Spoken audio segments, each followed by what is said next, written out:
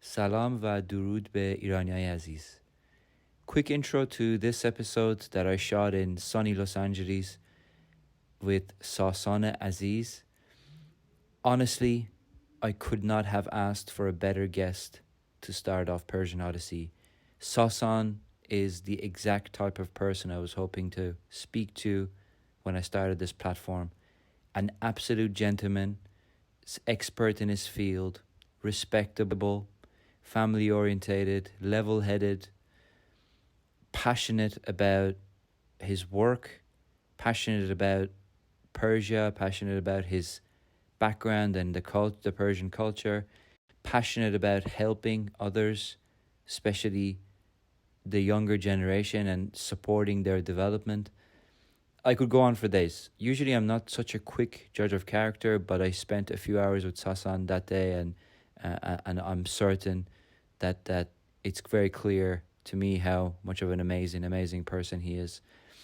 Unfortunately, due to my rookie technical mistakes, we lost some of the footage where Sasan talks about finance and how he supports children in need in Iran or in other places around the world.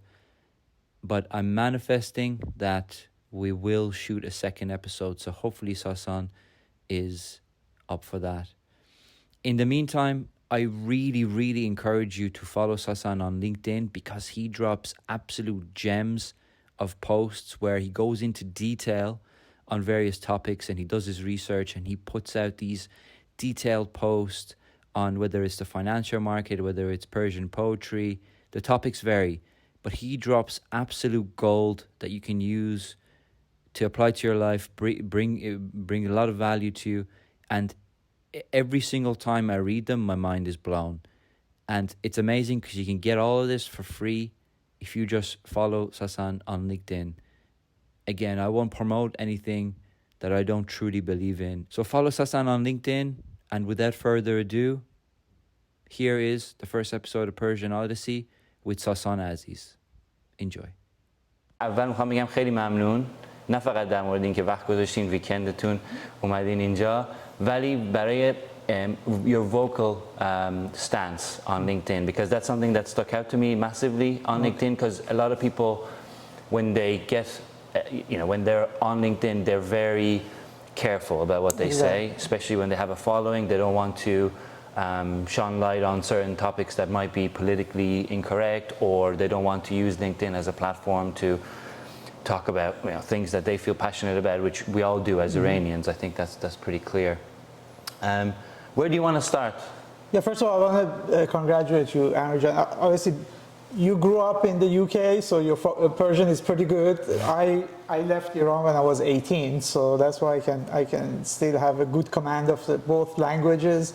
But I want to congratulate you for doing this. I think you're raising an important point and bringing awareness to the Persian culture and all the Persians that are outside of Iran that are successful in what they're doing, and we were hoping that maybe more of them can even go back to Iran and help build Iran in the future. So I appreciate really you reaching out to me and scheduling this. I'm happy to participate, and I think it's a really worthwhile endeavor that you've gone on. Thank you, appreciate it. Sure. Thanks for being here. Sure. Yeah, so I think, as I mentioned, I went to school in Iran at Alborz High School. I don't know if you know it or not, but it's one of the most prestigious high schools in Iran. It's very good in math and physics and chemistry and sciences. So at that time, it was like one of the top schools in Iran, and I was always thinking that I was going to go to university in Iran as well. Actually, I had applied and I was accepted to university there too. But a professor, a biomedical engineering professor at the University of Bridgeport in Connecticut had come to our high school, which is like really unheard of for a professor from the US coming to a high school in Iran. And he was looking to recruit some students. And we had a What year? Sorry, what year This was was actually 1 year before the revolution, so it was Okay, so 1977. Yeah. Oh, wow. Okay. So we had a conversation with him, and he was impressed, and a few of my also friends also participated. He went back and sent us admissions, and my father really, he was a general in the Shah's regime, and my mother had actually grown up in London as well. Like at that time, like maybe you're thinking about like 1950s, my grandparents had sent my mother, who was 14 at the time, to study in London, which was not something people did at that time, So my mother was always more vocal about us maybe getting a little bit broader educational experience, and she was really pushing for us to go. And so we came to the US, and I was in school in Connecticut for 1 year, and then I transferred to University of Michigan. And at that time, everybody, all Iranian students that came to the U.S. at that time, they wanted to either become an engineer or a doctor. There was no other option.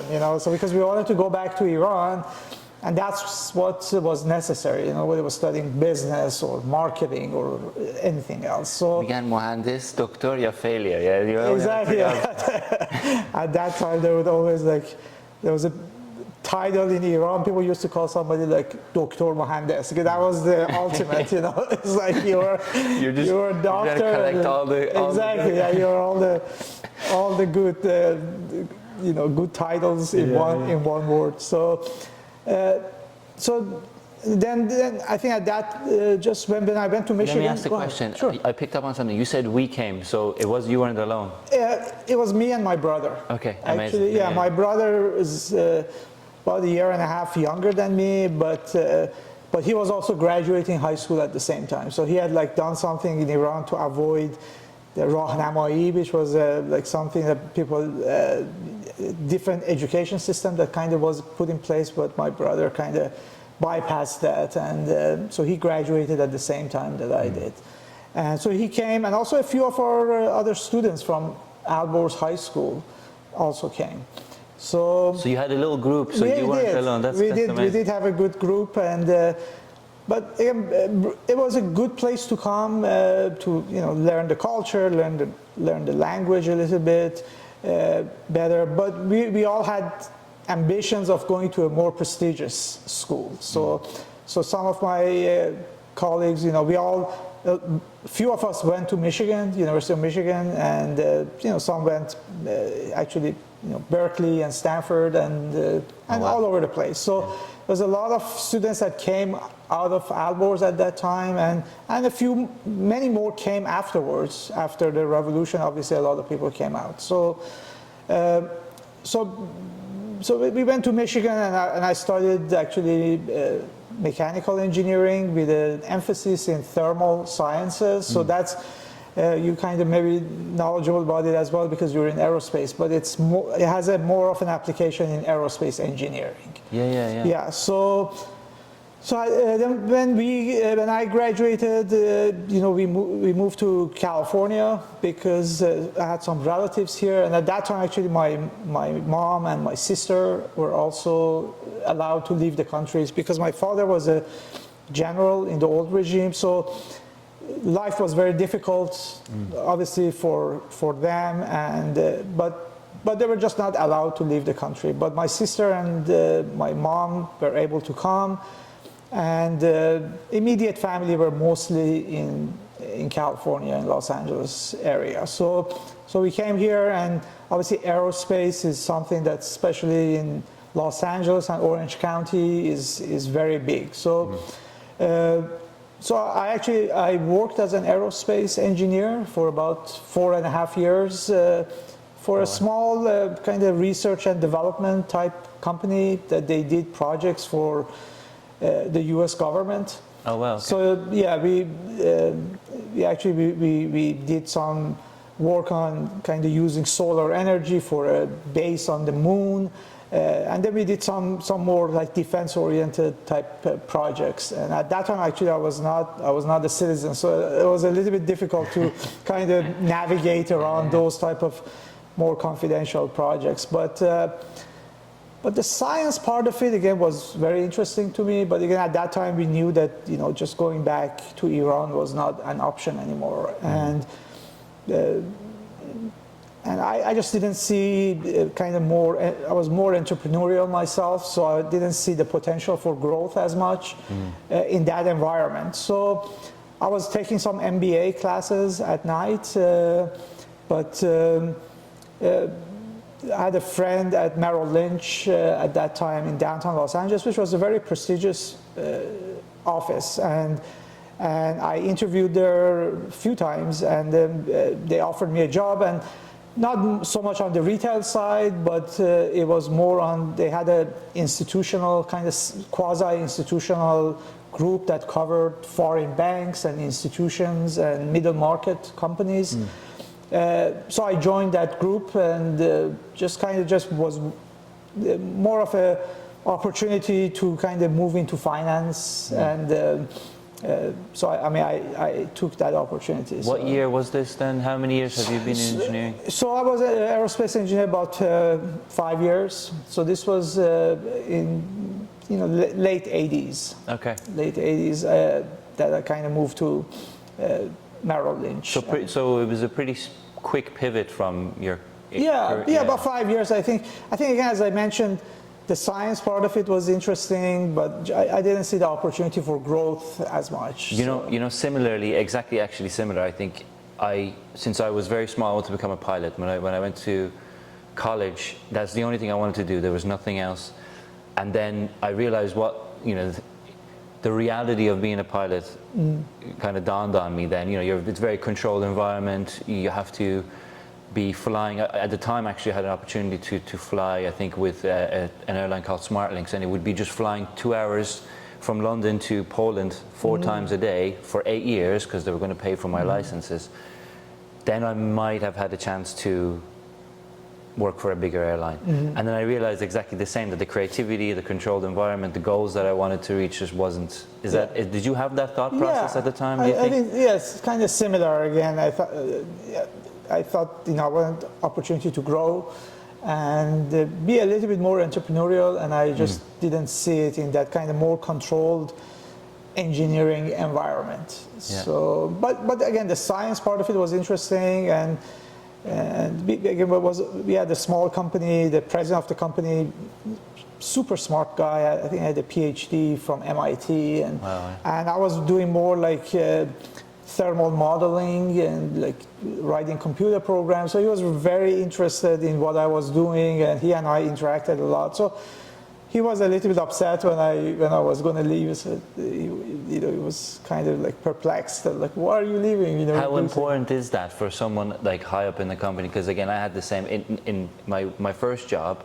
I was very close to the CEO, and I worked with him. The company was very small at the time. Right. And I think that for him to see and recognize what I'm doing is big. I mean, you ended up leaving anyway, so did I, but I think it's a part of growth, right? Yeah. How important is it to get recognized? I mean, obviously, I had a lot of respect for him, but I think I explained to him, I'm not going to another firm, or I'm just completely changing fields, and I think he understood. And but obviously, he was disappointed, and I have so much respect for him, and I learned so much from him that obviously I didn't want to disappoint him. But that was at the time where the project that I was working on had come to a conclusion, so it wasn't like I was leaving in the middle of the project or kind of leaving him short-handed. So he understood. I think my motivation was not just to go to another company or make more money, or it was not that. It was more like my passion and interests were somewhere else. That's interesting, because I went through a similar situation, so that's interesting. So you started Merrill Lynch. Yeah, Merrill Lynch, and obviously that was more like an institutional environment, but it was a sales environment. So we actually we covered foreign banks and agency banks, mainly on the West Coast.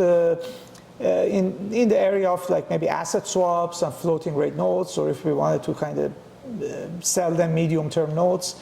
So again, it was interesting. It was good education to learn that part. And I was at Merrill for 8 years, so I'm not the kind of person that just jumps around quite a bit. But it was more like a sales environment, and I always wanted to be more on the buy side, so actually be managing money rather than just be on the sales side. So actually, I left Merrill about 8 years later, and I joined a technology hedge fund in Santa Barbara. Yeah. So just a quick note on that 8 years. So any article I read about skills in life, sales is always up there. It's always like you can't develop your skills to a high level when it comes to a business environment unless you know sales. I mean, being entrepreneurship is it's a basic level skill.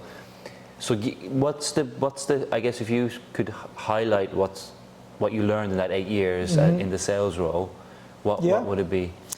I mean, obviously the knowledge base increased dramatically. So Merrill Lynch, I mean, at that time, was a standalone investment firm, very respected firm. We had a lot of portfolio managers and institutional managers would come to Merrill, give us talks. So that part of it, as far as learning the business, was very interesting. We had a very kind of direct approach in our sales. Again, it was not selling to individuals or anything of that nature. It was more like approaching institution or a foreign bank and telling them that we are with Merrill Lynch Institutional and this is what we do, and kind of maybe emphasize to them the synergies that we can bring to their business. Because naturally, these foreign banks were not buyers of securities, but let's say a bank had a relationship with a company and they couldn't give them a loan because there was nothing available at that time, or they could not participate in a syndicated loan. So we would have like a private placement of a bond, and that was for that company. So they had already had relationship with that company, and we would basically complement their loan portfolio. We would go to them and say, we have this private placement, and we can maybe swap the interest to a floating rate, which is something that was attractive to these agency banks because that's their cost of fund was tied at that time to LIBOR, and we can structure something that would fit their portfolio, even though they were not natural buyers of securities. So kind of just approaching these firms and kind of making the case that we're there as a partner and not there to sell them something, but we just wanted to understand their business and where we can kind of complement their business. So I think that was the main thing I took away, that more of a consultative selling process rather than I got something and I want to sell it to you. And so that was more my approach again in life too, because I kind of like to say, just we're partnering together and we're working together, and I want to see if I can maybe add value to your bank. Yeah. So I think that to me that consultative selling was the biggest takeaway for me. Obviously the knowledge base was great, learned a lot there, but as far as the selling part, I think that consultative selling is what I took away from that. Yeah, in my role, what I tell my team is to staying behind the pendulum. Not being very pushy, being consultative. It's like finding out what the issues are. Can you support them? If yes, how? Breaking it down that way versus more direct. That's very interesting.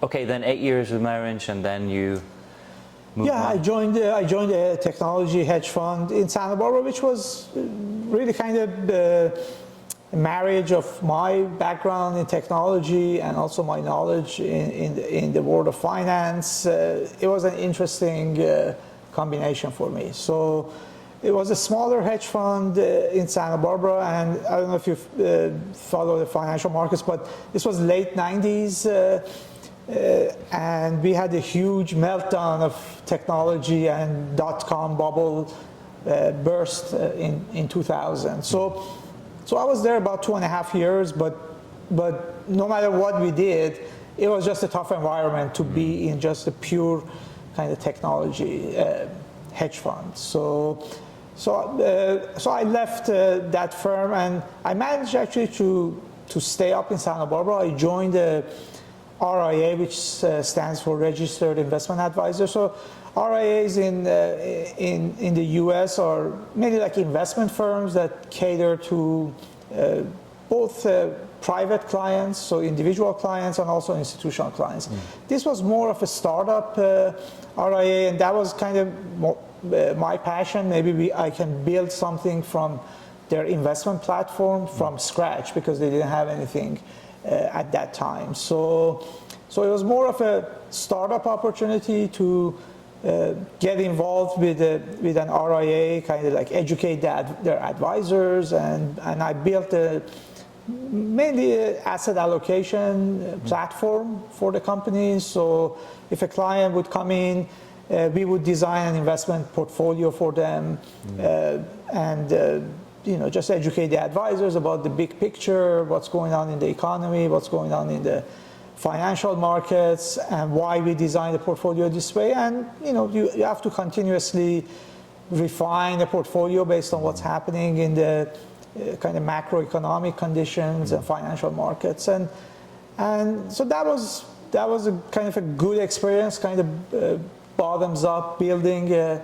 investment management platform for this company. And I was there for almost 5 years at that company. But I always wanted to kind of do a little bit more sophisticated when it came to investments. So because I was at a hedge fund and I was at Merrill Lynch, it's kind of, and more sophisticated means that like maybe getting involved in private investments or alternative investments, not just in the traditional asset classes, which are usually stocks and bonds, are referred to traditional assets, and then something outside of that realm, it would be alternative investments.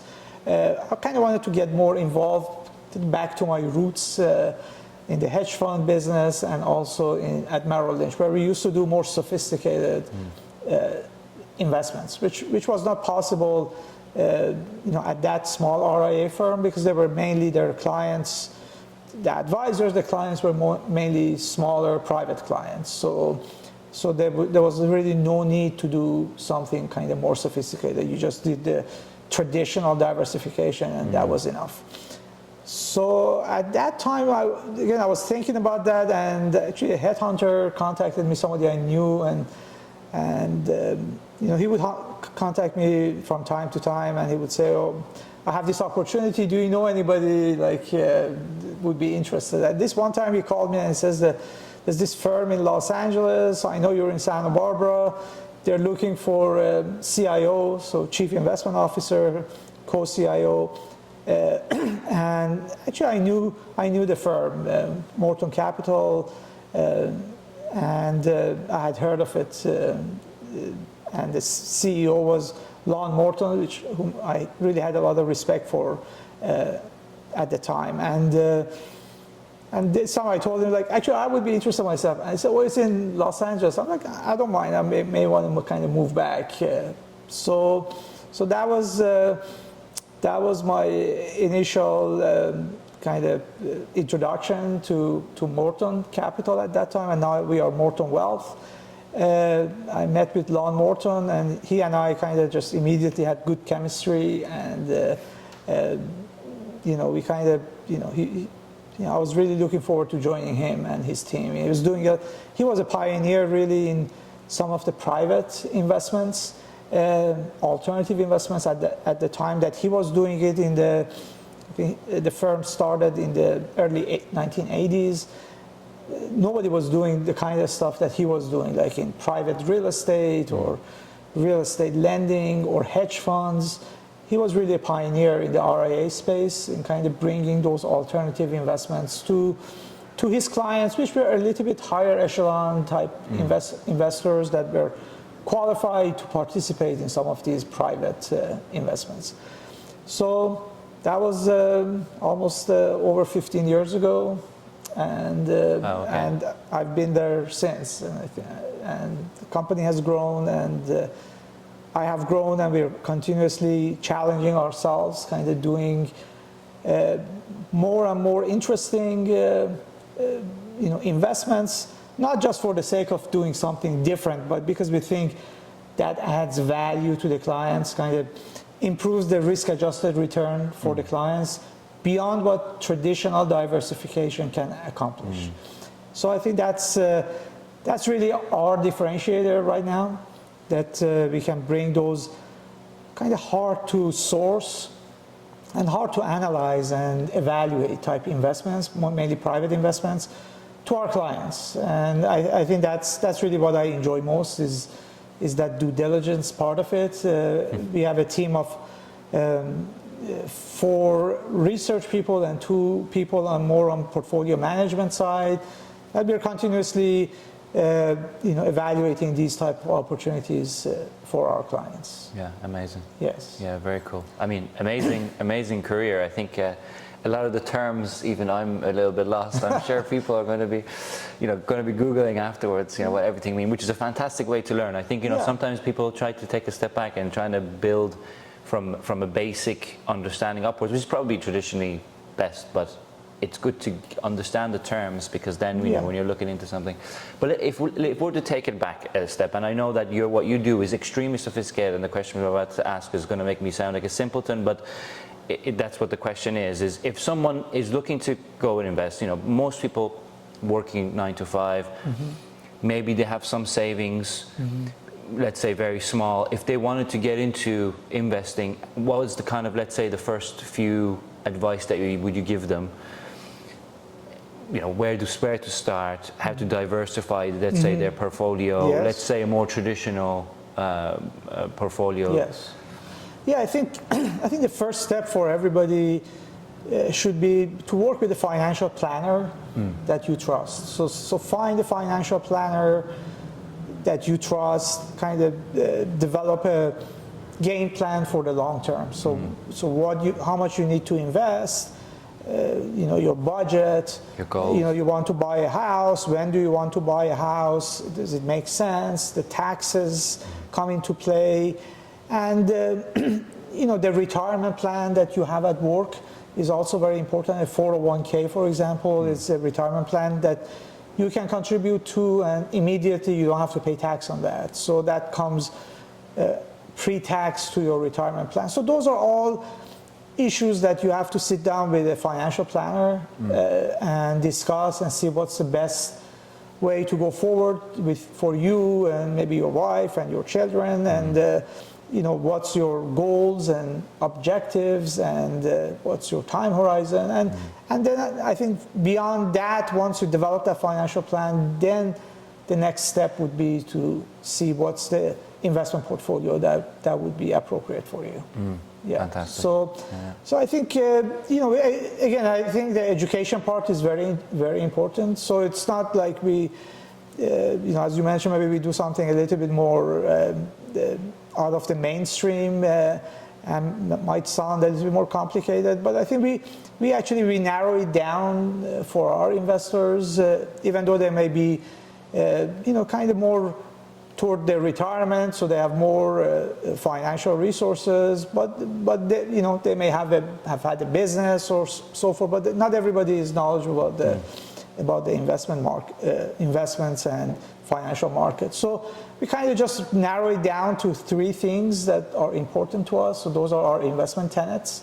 So number 1 is risk management. So again, like our clients are usually a little bit older, so managing the downside risk is very important. Nobody can afford to just have all their money in the stock market. If it goes down like 20-30%, somebody is older, does not have the time horizon to recover. So you don't want to have just very risky type portfolio. So risk management is very important to us and to our clients. Number 2, we call it a true diversification. So true diversification, usually initially when an investor kind of invests, they have what we call the traditionally diversified portfolio. That's stocks, bonds, things are just liquid every day. And we go one step beyond. We call it true diversification. That means we incorporate strategies or investments that are non-correlated to the economy or to interest rates.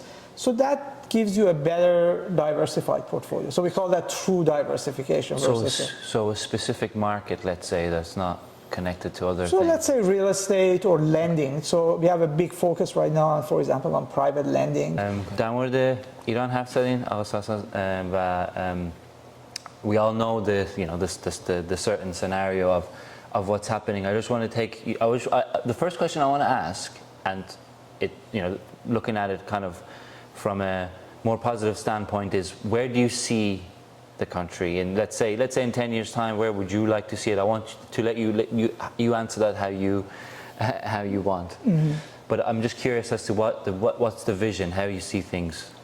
Well, I mean, or how you want to see things. Yeah, I mean, obviously, my hope is that Iran becomes more inclusive, more democratic government, and I don't see it happening under strictly Islamic state where it is right now. So that's my personal opinion, and I'm hoping that we're going to see a more kind of united and democratic Iran, kind of going back to our roots.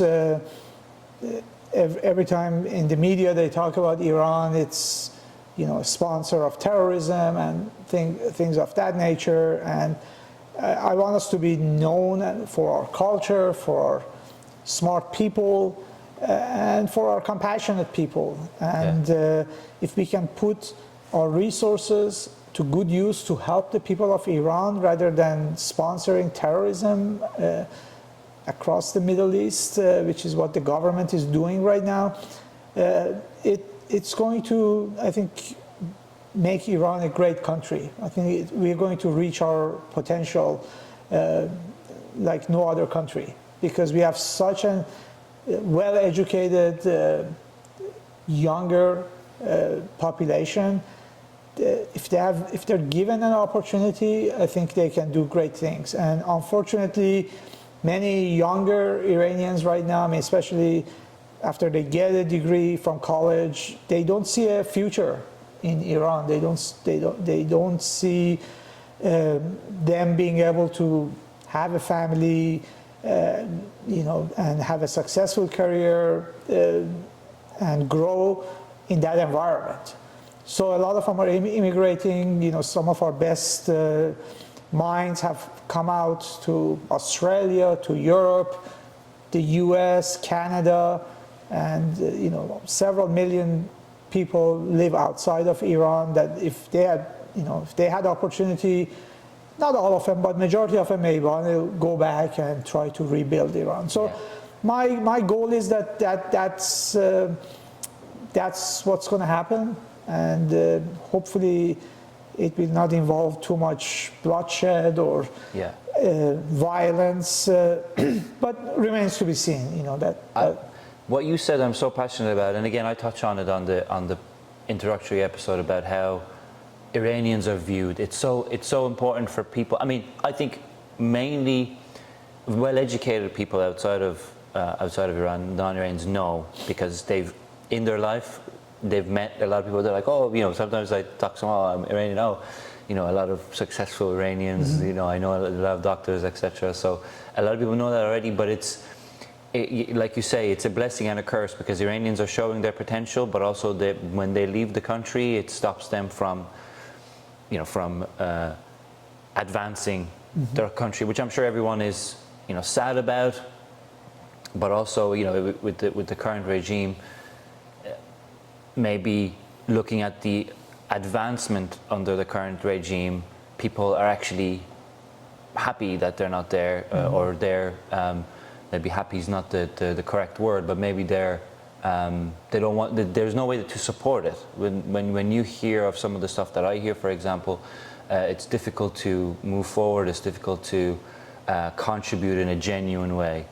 But I know we love all things Iranian, and you like Iranian poetry. Actually, before we go there, I want to touch on this, because I know the Iranian people are going to be watching this, young people. Mm-hmm. What's your message for people that are in Iran at the moment, are passionate? I know that you see that in people, that are passionate. They want to advance, just like you were when you left. Just how I feel, but they feel limited.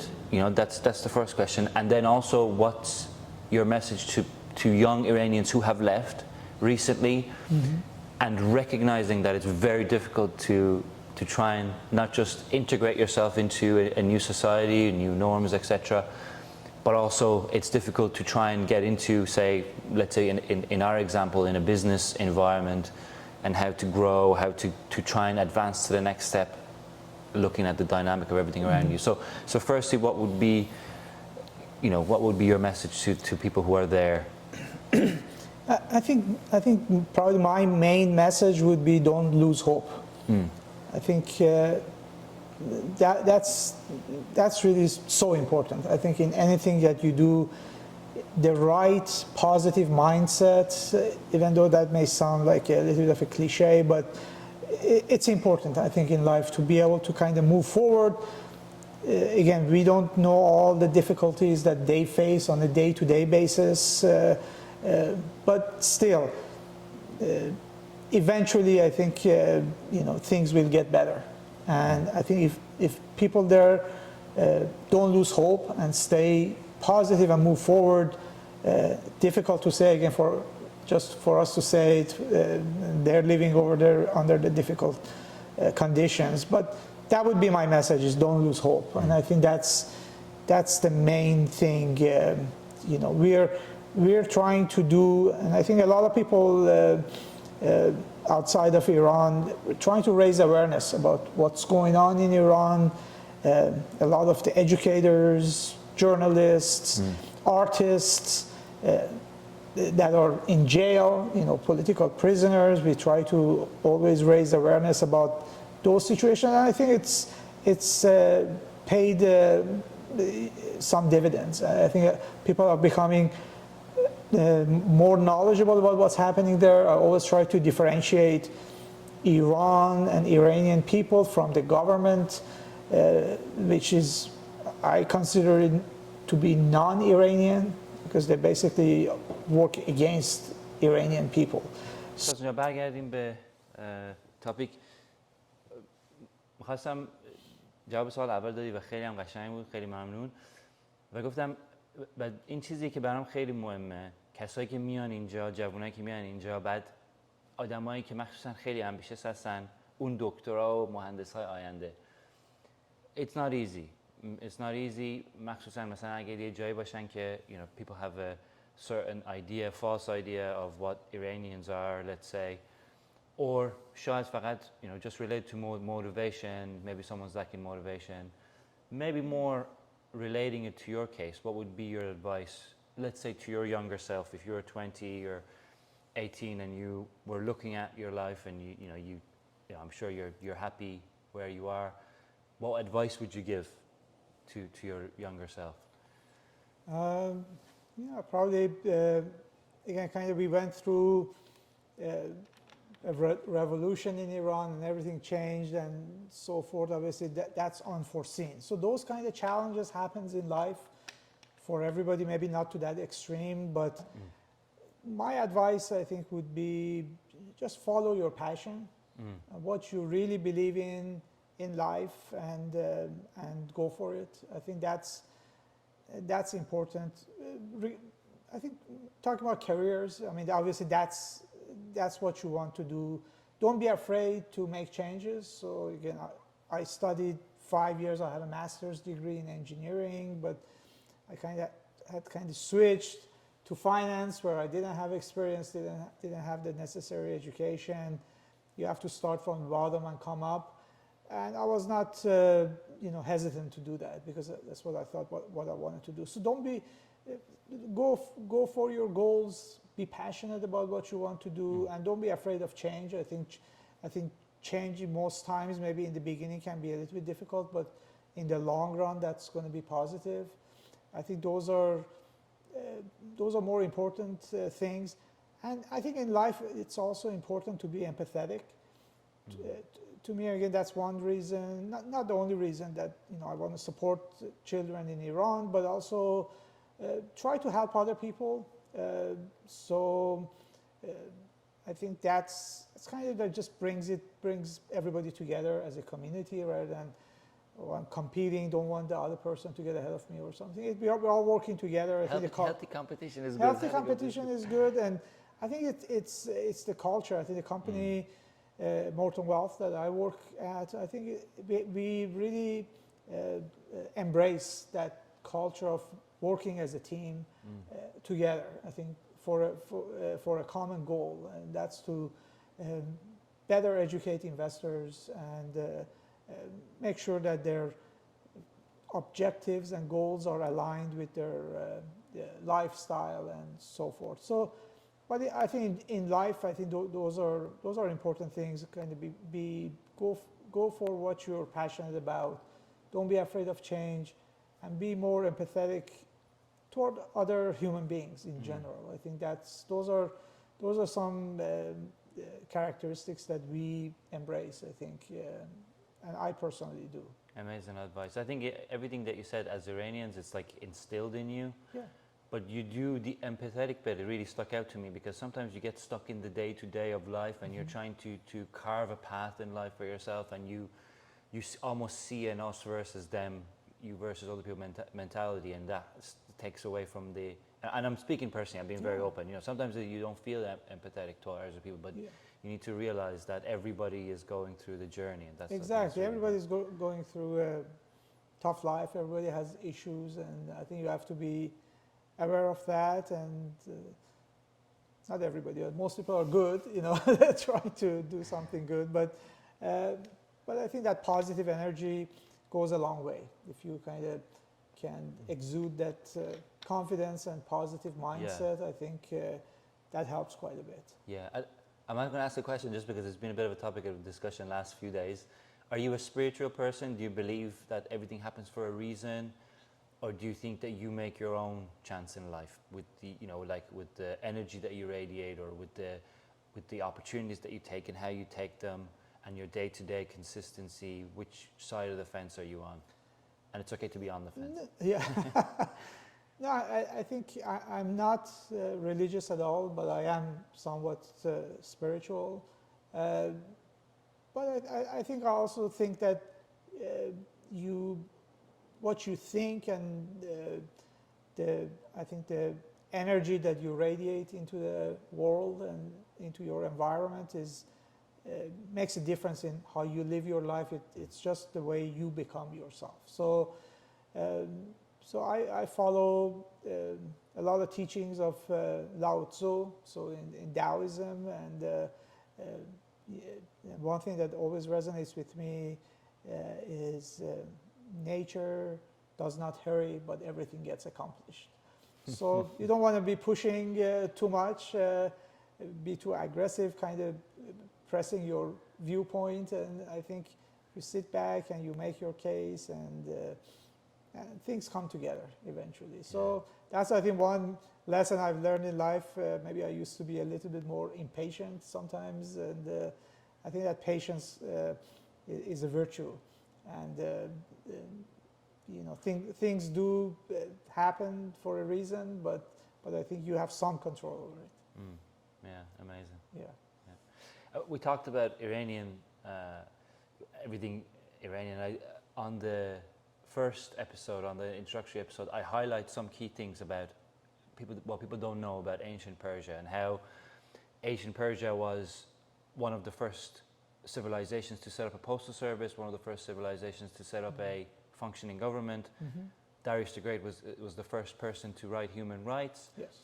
And you mentioned as well earlier some points. What would you often think about, you know, that Persians perfected or created, and it's within us to this day? I know that you might have some examples. Our culture and literature, we've contributed tremendously to the world, and that's one thing I try to do sometimes, you know, with the Persian poetry, or as I said, I did a post on Khwarazmi. I'm thinking about doing some research, trying to do a post on maybe Ibn Sina, which was one of the most knowledgeable physicians and scientists in the world, that maybe most people don't know him. So Yeah. maybe that would be a next LinkedIn post, hopefully for me. But I think that just bringing that awareness to everybody, and I think I get a lot of positive feedback from people on LinkedIn that say, oh, yeah, we didn't know about this, and it's kind of insightful what you're sharing about Persian poetry and literature, history, and so forth. So I think it's important to bring that awareness to everybody, that they know what Iranians and the Persian Empire stood for, and they still believe in it, regardless of the current regime that's in power. Yeah, I definitely feel those elements that we carry. I think it's what I try to tell people all the time is just remember that Iran has only been an Islamic republic for 70 years. 70 years in this 45 actually. Is it 45? 45 years. Since the 70s. You're right. Yeah. You're right. 1978, 79. 78. Yeah, that's right. Sorry. Yeah. You're absolutely right. I'm thinking of 70s. So I mean, 45 years. Yeah. Even more to my point, that in a space of time is just such a short period, right? 2,500-year history. Yeah, it's actually a blip on the radar.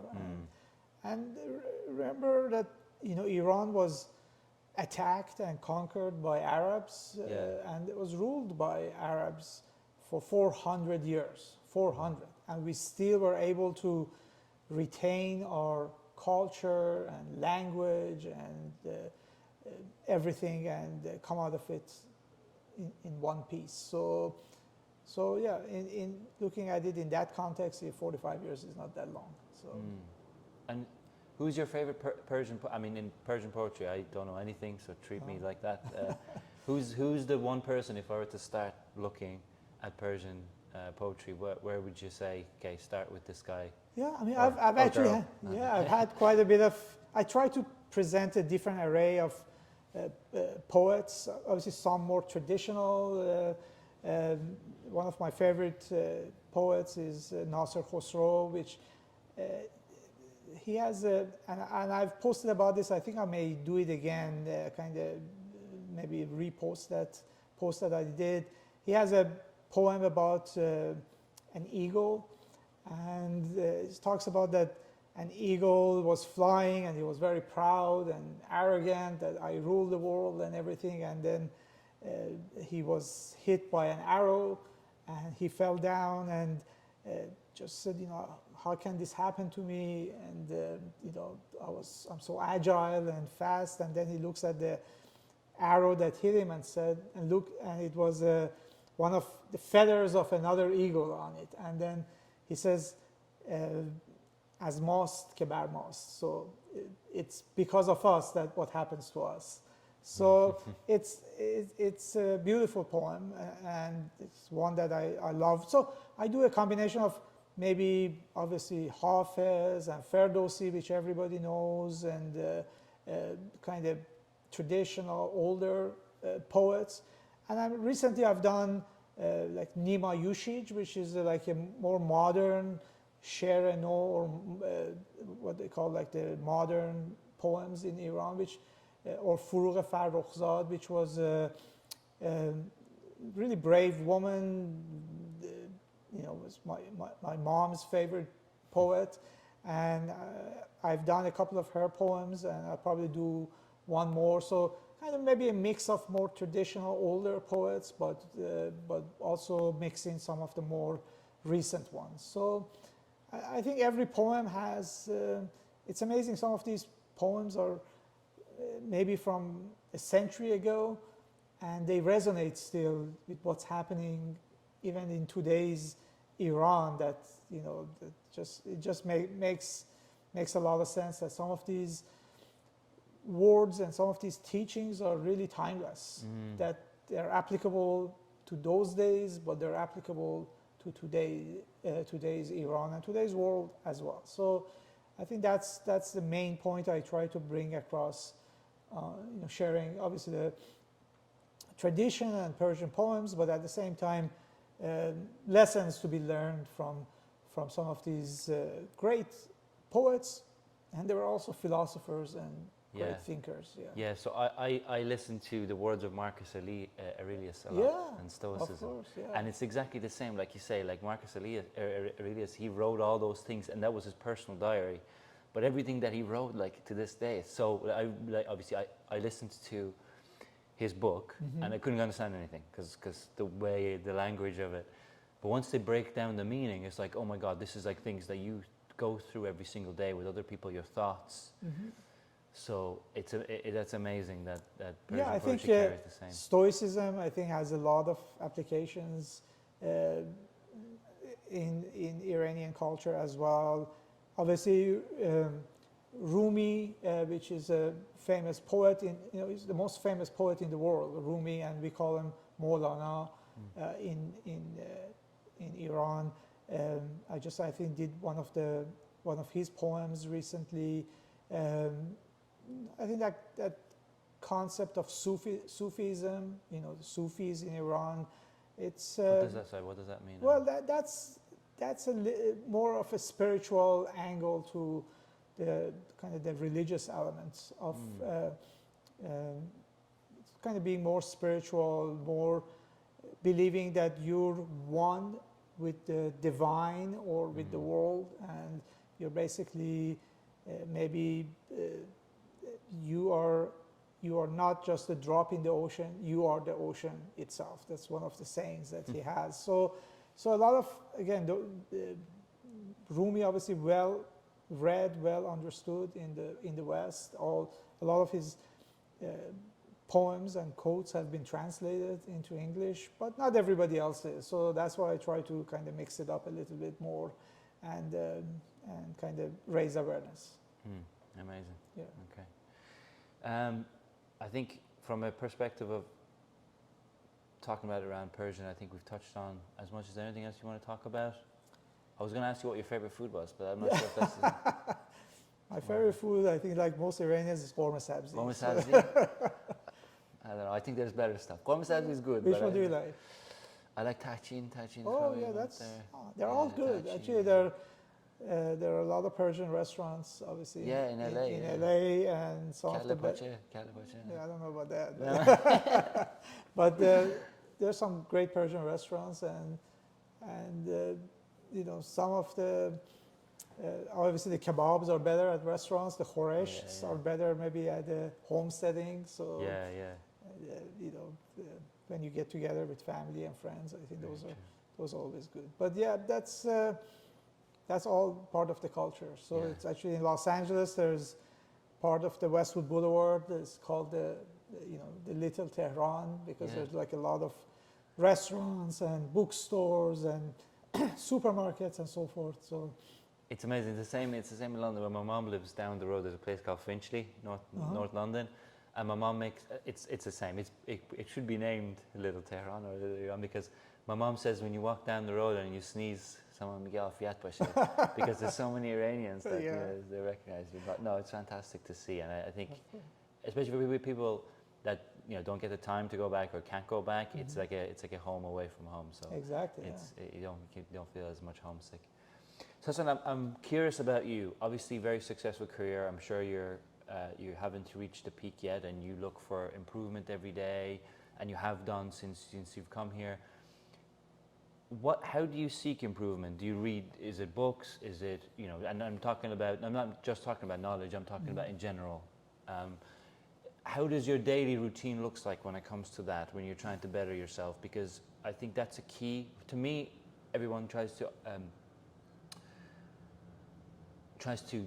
pick the question or find the answer to the question, what's the meaning of life? To me, it's become the best version of yourself, right? Exactly. And to do that, you're always in a learning curve. So I'm curious as to how you approach that and how you try to develop. Yeah, I mean, obviously, I have a passion just about financial markets, and I read quite a bit to always be ahead of the curve, be knowledgeable about what's going on and so forth. So I don't look at it as a job that I have to do like 8 to 5 or anything like that. I may do it at night or on the weekend. I'm just reading and improving my knowledge, at least that way.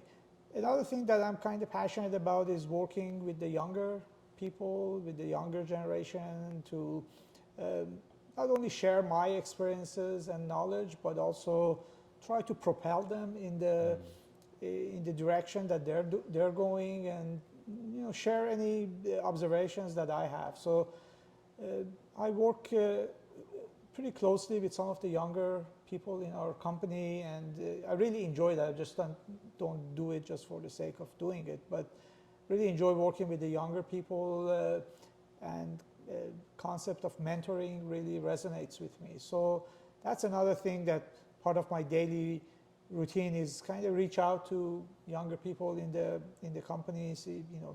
We have investment meetings, for example, make sure they understand or they follow what we're doing, and if they have any questions or about their personal finances or how they want, for example, their retirement program to be invested and things of that nature. So I take that concept of mentorship very seriously to heart, and I think that's another little thing that I can give back. So That's so amazing. for me, Yeah. that's pretty important as well. That's amazing. Yeah, and there's a lot of things that I read and I've experienced. I'm not going to lie, that the current generation may be a little bit softer than previous generations in different ways.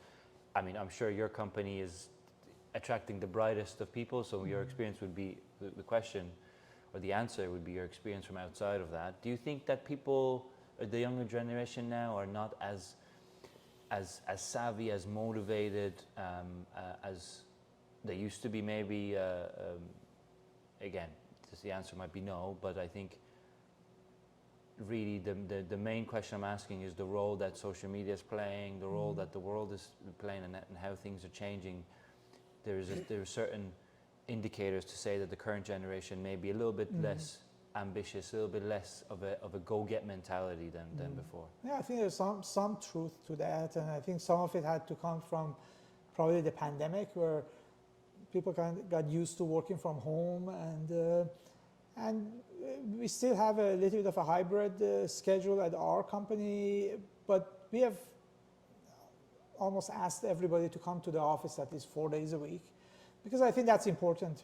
Whether if you and I are talking on the Zoom, and if you have a question, you're not necessarily going to Zoom me. But if we are in the office and we see each other, you're going to say, hey, what about this? What about that? And I think that interaction with a little bit more experienced part of the company, and kind of interaction with the younger generation makes a lot of sense in our business, because they can learn from that interaction quite a bit rather than just being at home. There's some things you can do at home, and I think it makes sense. You can maybe put aside some more administrative tasks or reading. I work from home maybe 1 day a week myself, and I do a lot of my reading at that time. Maybe you're not as busy. People are not bothering you.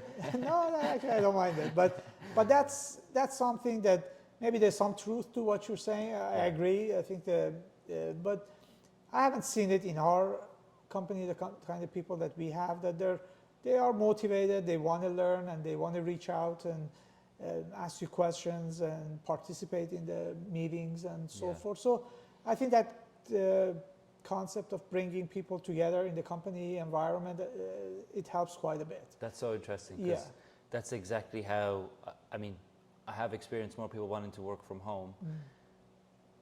But a good example of that is I've had people in my team that have been part of the company for 2-3 years, and they haven't integrated into the team as well as someone that has 3 months. And the only two differences if they're working remote versus someone that has days in the office.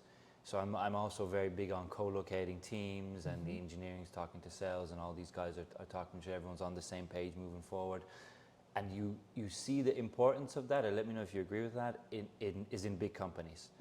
So I work a lot with Airbus and Boeing, and of course as companies get bigger, it's more difficult to move forward as one. You're almost like this big machine. It's like when Power Rangers used to come together and make the one big one. If this one's going off doing its own thing, it's not a functional working machine, which is what a company is meant to be. So yeah, I fully agree with that. What's your day-to-day look like? What's your, let's say a day you your off day, what does that look like? What does relaxation look like to you? What does happiness look like to you? Let's say in one day. Yeah. Well, I very passionate about tennis, and Okay. I play tennis. I used to play tennis, regular tennis, but when I moved back to LA, I started playing paddle tennis. So I don't know, it's very popular in Spain. I don't know if you guys play it in the UK as well, but it's a smaller racket, but it doesn't have strings. It has kind of holes in it, and then you play with a deflated tennis ball. The court is similar to a tennis court. It's a little bit smaller. I find it a lot more. You spend a lot more energy because you run around a lot more than It's regular more fluid tennis. than Yeah, regular I tennis. think so. Yeah. Ah, So okay. I do that quite a bit. I get together, with family on weekends, a little bit more relaxation, I think, and then I do quite a bit of reading as well. So sometimes it's my off time. I do quite a bit of reading. Maybe I'm a little bit more active on LinkedIn too on the on the weekends on Persian poetry or post about Iran or things of that nature. A little bit more active. So all good, but just visit family and spend time. What a perfect balance. You have exercise, you have downtime with family, and then you have your personal time that you do your reading, or you're firing out posts on LinkedIn. Yeah. Which we're all Yeah, I think thankful it's for. necessary. I mean, Yeah. I was just actually off this past week. I was up north, Monterey Bay and Carmel, that area, and it's good to get away. Yeah. Sometimes I don't probably do it as much as I should, but I think when you do it and kind of just detach from everything and come back, you have more of a renewed energy and you can get back into it. Especially from LA, because I live in the countryside, so I understand. Oh, you do? When I Okay. come here, yeah, when I come here, I'm like, oh, this is great, and then, but when I leave, I'm thankful a little bit to take I it know, away. probably like London probably is the hustle and bustle of Oh, London is crazy, but Yeah. I don't live. I'm in the countryside. Yeah, I'm by exactly. the coast. So, but London is similar, actually, probably more crazy because everything's happening in less space. It's more like exactly, New so- York than yeah. Exactly. Yeah, exactly. Without all the sky rises. Sasan, thank you so much for your time. I'm conscious I'm keeping you longer than I promised, but thank you so much for joining. Some amazing discussions. Hopefully the cameras picked everything up. Yeah, But if no, not, I'm glad to do it again. And again, I want to congratulate you, Amirjan, as well. Great idea you came up with, and I think we all do our part raising awareness, and I think you're going to be doing a great job as well. So thank you. It's my pleasure. It's my pleasure speaking with you. Any final messages to the audience? No, I think we just go be passionate about what you're doing, be hopeful, and things have a way of working out. Yeah, they always do. All Thank you, right, Sasan thank John. you. Thanks so much.